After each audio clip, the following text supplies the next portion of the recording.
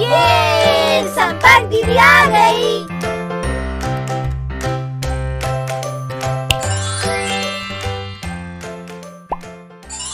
वृत्त।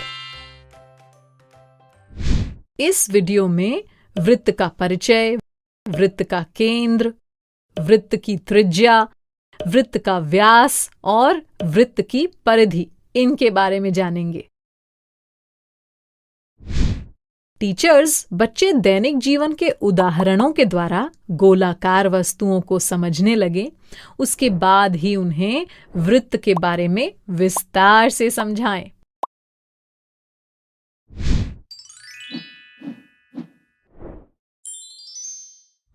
वृत्त का परिचय। बच्चों, साइकिल के पहिए का ये चित्र देखिए। क्या आप बता सकते हैं ये किस आकार का है? बिल्कुल सही, ये गोल है। क्या तुम ऐसी ही कुछ और गोल चीजों के नाम बता सकते हो?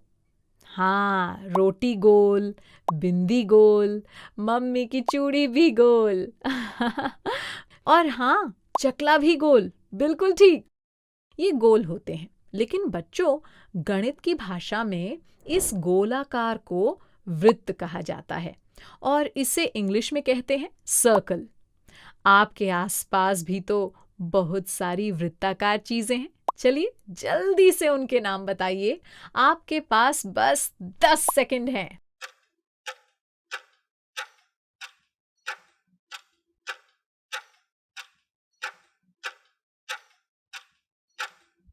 बिल्कुल बच्चों, हमारे आसपास थाली, सिक्का, बहुत सारी वृत्ताकार वस्तुएं हैं। चलिए देखते हैं नेहा और रवि क्या कर रहे हैं।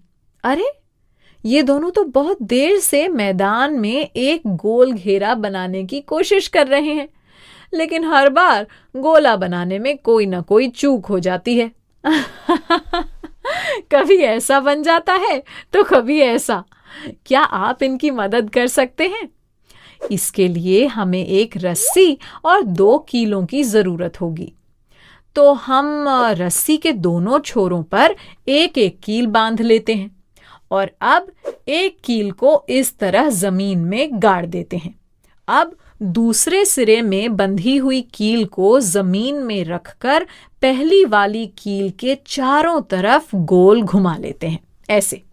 ठीक, ध्यान रहे कि रस्सी पूरी तनी हुई होनी चाहिए। अगर रस्सी जरा सी भी ढीली पड़ी तो समझो फिर से गोल सही नहीं बन पाएगा। देखिए, बन गया ना गोल घेरा। यानी वृत्त और वृत्त के आकार की होने की वजह से हम इस आकृति को वृत्ताकार कहेंगे।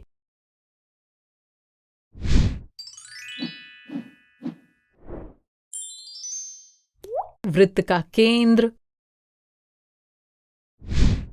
बच्चों, ध्यान से देखो, ये कील जिसके चारों ओर रस्सी घुमाकर हमने वृत्त बनाया, वो वृत्त के बीचों बीच है।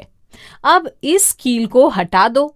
देखो, यहाँ एक बिंदु बन गया है। बच्चों, इसी बिंदु को वृत्त का केंद्र कहा जाता है और इंग्लिश में इसे कहते हैं सेंटर। और इस वृत्त में केंद्र वाली कील से जितनी लंबी रस्सी से वृत्त बना था, उसे इस वृत्त की त्रिज्या कहते हैं। यानी वृत्त के केंद्र से जितनी दूरी पर वृत्त बनाया जाता है, वह दूरी वृत्त की त्रिज्या कहलाती है। इंग्लिश में इसको रेडियस कहा जाता है। बच्चों, सोचो, अगर ये रस्सी और लंबी होती तो क्या होता? लंबी रस्सी होती तो वृत्त बड़ा बनता, यानी त्रिज्या बड़ी होगी तो वृत्त बड़ा होगा, और त्रिज्या छोटी होगी तो वृत्त भी छोटा होगा। समझे?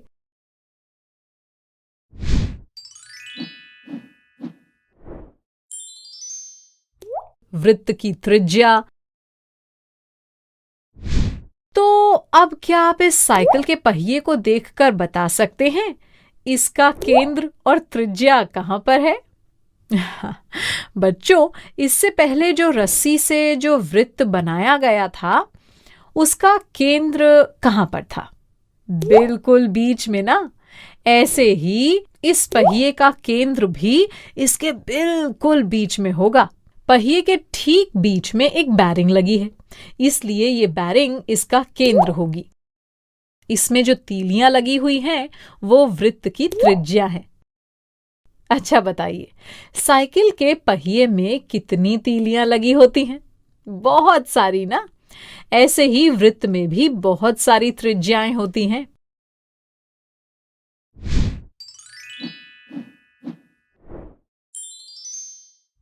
वृत्त का व्यास।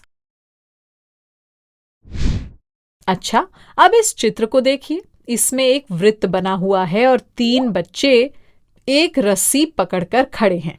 इसमें बीच वाला बच्चा वृत्त के केंद्र में खड़ा है। बताइए, इस चित्र में कितनी त्रिज्याएं हैं? बिल्कुल, इसमें 2 त्रिज्याएं हैं। और एक रोचक बात जानते हो? गौर से देखो, ये रस्सी वृत्त में एक रेखाखंड बना रही है और बच्चों, इस रेखाखंड का भी नाम है। इसे व्यास कहते हैं और इंग्लिश में कहते हैं डायामीटर। यानी व्यास वृत्त पर स्थित 2 बिंदुओं को मिलाने वाला रेखाखंड है, जो उसके केंद्र से होकर जाता है। आपने देखा, ये त्रिज्या का 2 गुना है। या हम कह सकते हैं कि त्रिज्या व्यास का आधा है। इसीलिए तो त्रिज्या को अर्धव्यास भी कहा जाता है।